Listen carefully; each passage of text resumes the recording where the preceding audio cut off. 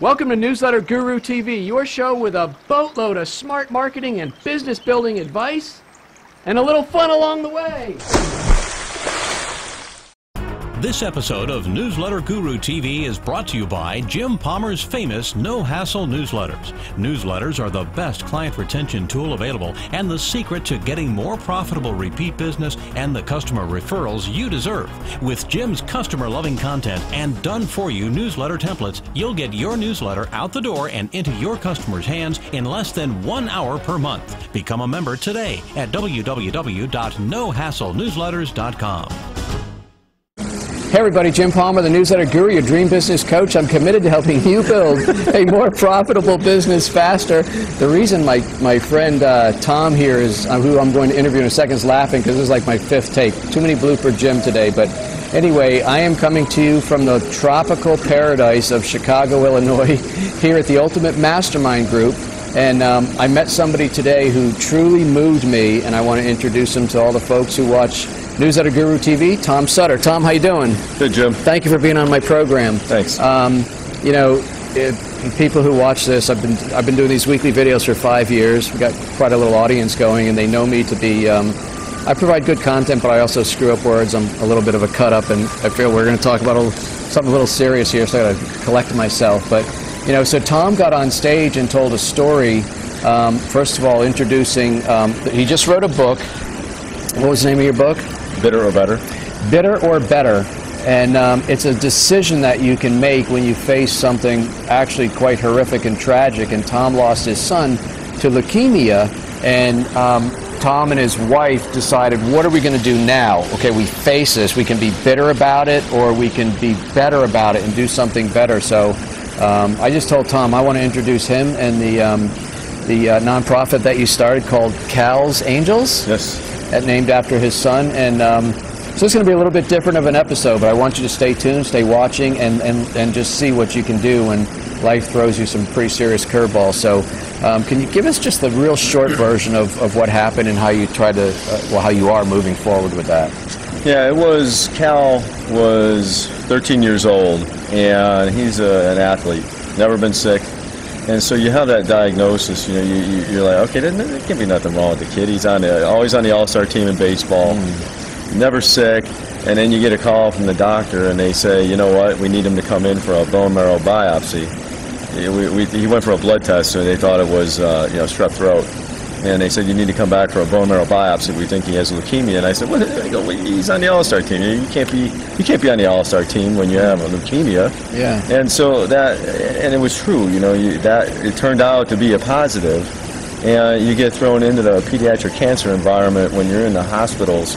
It's the stories are, you know, prior to going in, there were stories. You hear of kids suffering and families suffering. You hear of cancer and not, like I said, you just kind of put it out saying that's never going to happen to us, and then you're there and it's your child and all these other kids, and so you know we came across a lot of different people and hardships where people lose their homes, their cars, their jobs. We never suffered financially, right? Emotionally, every other way, but financially, and so my wife and I on the back end, we said, you know, when Cal passed away in August of '06, he was 13 years old. We said we want to, not right away. That's where the book comes in. I was telling you, the Bitter or Better, that we went bitter first. You know, you hate everybody, right? And you can't believe this happened, and so you get on the back end, but things change, and you say, why am I bitter? And why am I?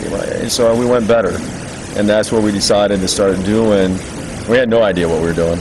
We just kind of threw this up in the air, and I remember that conversation, and she goes, I remember that story about the guy, the only child, and his mom, he's the only child, has leukemia, Cal's roommate, his mom has breast cancer, and dad lost his job trying to take care of everybody, and they couldn't even put food on the table. Wow. I go, you remember that story? I go, let's do something. And she said, what? What do you want to do? I mean, do you know what you're doing? I go, I have no idea what I'm doing. I go, I'm an insurance guy. What do I know about raising money for people in hardships? I don't know. And I go, do you? She's like, no. And so we said, let's give it a shot. You know, throw it up there and send out an email to our family and friends. And in our living room in March of '07, we had 25, 30 people show up. Wow. And that's where it started. It was all these, and it just, you know, fast forward to what we're doing. I mean, it's such a good entrepreneurial story on many levels, because if most entrepreneurs knew what they were going to face in the early years, I mean, it's a healthy dose of ignorance and excitement that gets us through those early years.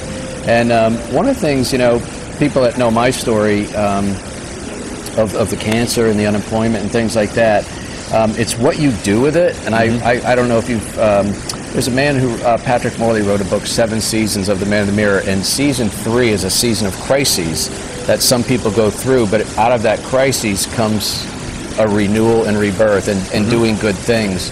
You know, when I went through melanoma, just for example, I started telling everybody, and 2 of my cousins actually had melanoma removed from their legs. They're up in Massachusetts, always out in the sun. So, I mean, we all go through things. As horrific as it is to lose a kid, what you're doing and the way you're impacting lives in a positive way. You know, I used to be involved in a little bit with the Make-A-Wish Foundation. That's kind of one of the components of Cal's Angels, right? You're helping make some dreams come true for some terminally ill kids. No, yeah, it's, you know, we try and help them financially, because that was the impetus.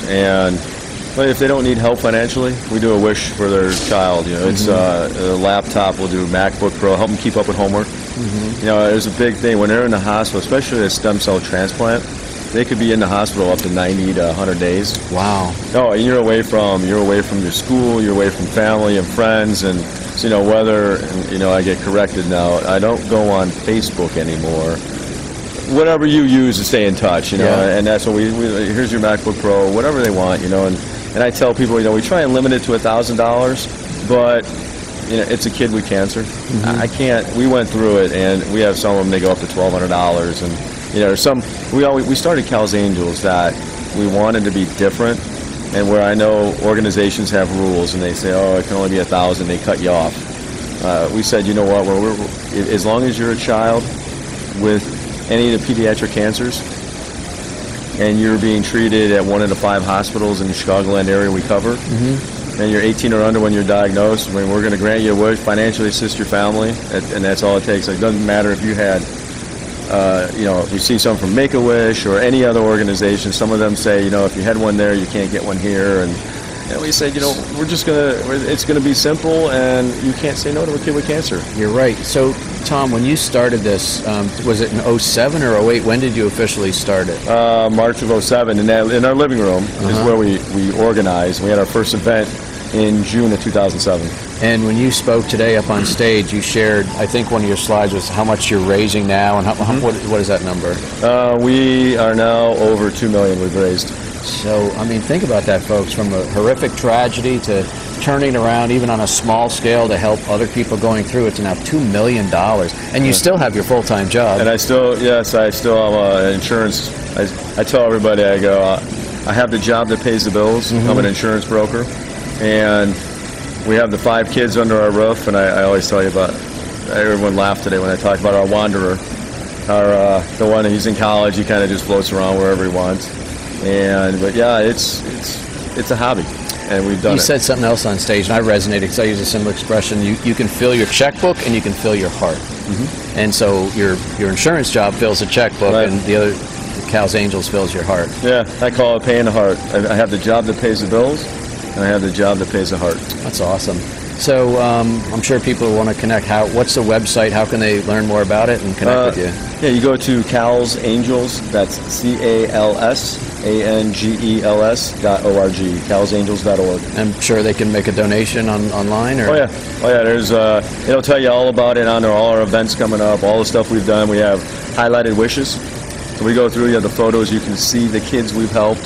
You can see the families that get involved, and it just, we made it very interactive. You donate and see, learn all about us.